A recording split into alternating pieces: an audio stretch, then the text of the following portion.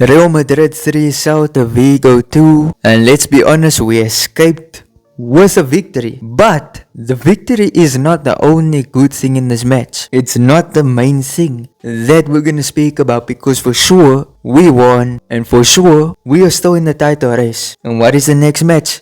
It is FC Barcelona. And FC Barcelona are in fantastic form at the moment, but let's not go ahead and speak ahead of time, because we need to speak about two players. One in particular that was the MVP of this match. We need to first talk about Arda Güler. This was his match. This was such a good performance. And listen, I went into this match with decent expectations, seeing him in that starting 11, in which that starting 11, I liked it.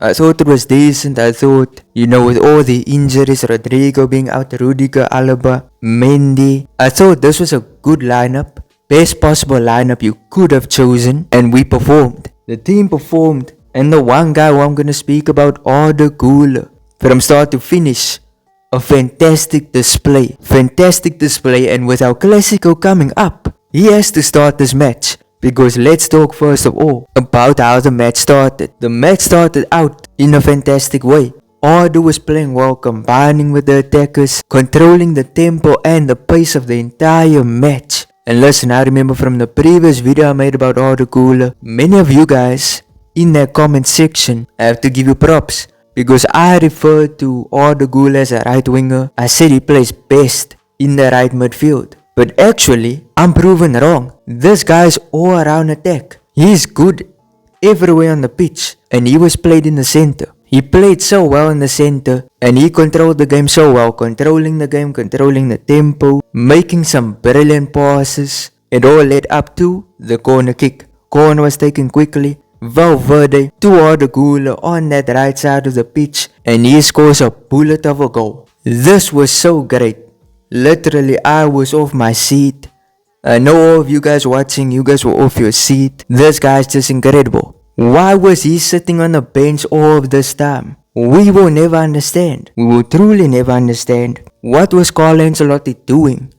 What was he doing? How can you have such a big talent, such a fantastic player, sitting on the bench?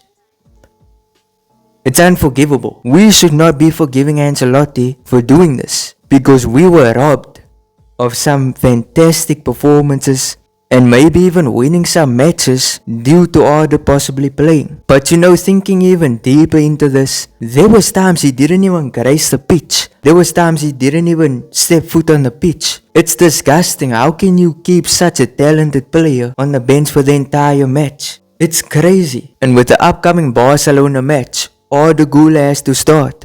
If he doesn't start, then I don't know what Ancelotti has seen. I don't know what he watches if he doesn't start Arda Güler. And I think with this fantastic performance, with this great performance, the question lies with where is Rodrigo going to be? What is next for Rodrigo? Because there have been many reports about Rodrigo. Many reports saying that he wants to leave the club. And listen, if he wants to leave the club, I think he has to. I think he has to make that move. Make that move to Man City, Liverpool, wherever it is. Because he's going to have to compete against this fantastic Arda Güler. And the player I'm going to mention now, which is Kylian Mbappé. And I hate to be that guy, but I don't think Rodrigo will see many minutes if things continue this way. If Mbappé continues to perform, Vinny continues to perform, and Arda continues to perform all together as an attack, then I fear Rodrigo might actually have to leave. He probably will have to move on to another club. And another thing we have to say about Güler's performance is he was taking a lot of responsibility. He was taking the free kicks, taking the corner kicks, taking every single set piece you can name. Güler is actually kind of replacing Luka Modric. And this gets us to a whole new conversation. Is Modric going to stay or is he going to leave? Because if I'm being honest, we have the Modric replacement. We have him right here. He's in the team. We don't have to go looking for a Luka Modric replacement because we already have it. But enough said about Arda Güler, let's talk about Kylian Mbappé. Because if you look at the past two videos I made, and this is not to prop myself, but It's ironic that the past two videos I made, which was about singular players, it was Arda and Mbappé, and the two of them carried our attack. They took us to the victory, because Mbappé gets a pass from Bellingham, he makes a small little dribble, blasted into the net. This guy is the best player in the world. This guy is the best player in the world. I've said it. We have said it. And yes, maybe I made some crazy takes to say you must build the team around him. With that statement, I still think we should.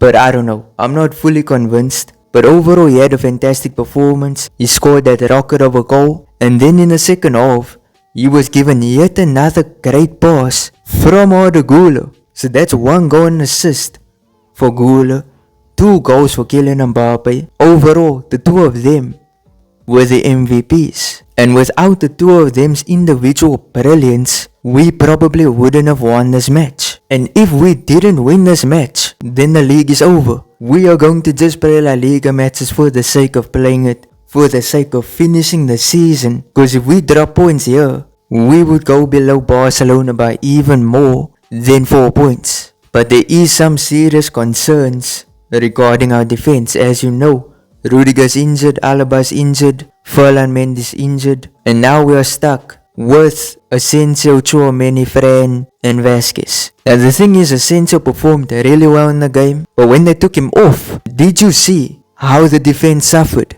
They put Jacobo Ramon on. Listen, I've always been the one who's always advocating for Jacobo Ramon. We should play him more. Fantastic talent. But I'm gonna be honest, he was kind of the reason that we conceded that 2 goals. Well, the first goal you can't truly blame him, but the second one, I feel like that was kind of his fault. Now sure, great pass from Iago Aspas, but Jacobo, he should be reading that pass. And I'm gonna be honest, the past 2 performances I've watched from Ramon, it's not been good. His performance against Leganes in the Copa del Rey was, if I'm being honest, a stinker of a performance. And then, this performance was also a stinker. Now for sure, he is a better option than Vallejo. But still, you have to do better. Truly, we almost lost the game because of that one change in defense. But now we have to talk about El Clasico. El Clasico, you know, we've had about 3 El Clasicos, well actually 4 if you count pre-season in. 4 El Clasicos. We didn't win a single one of those 4 El Clasicos. We lost every single one of those matches. But I think this La Liga match is a winnable one. Truly, if you watch the Copa del Rey final, we could have won that match. Seriously, the team played kind of good. And I think a big thing we're gonna have to do is play the same formation, same players against Barca. Now so our defense looks poor. The defense will get rocked by this man, Lamine Yamal. Not even man, he's a teenager. He's 17. This guy will rock our defense. Because did you see that goal against Inter Milan? That was a fantastic goal. But because of how the Copa del Rey went, I'm confident that Real Madrid can win on the 11th of May. And if we do win it, the gap will be 1 point. And if it's 1 point, we're gonna have to hope and pray Barca drop points and that we don't drop points. If you have any opinions on this match, what are your thoughts? Tell me there in the comment section. But if you enjoyed, smash like on the video, subscribe, turn on notifications. Peace.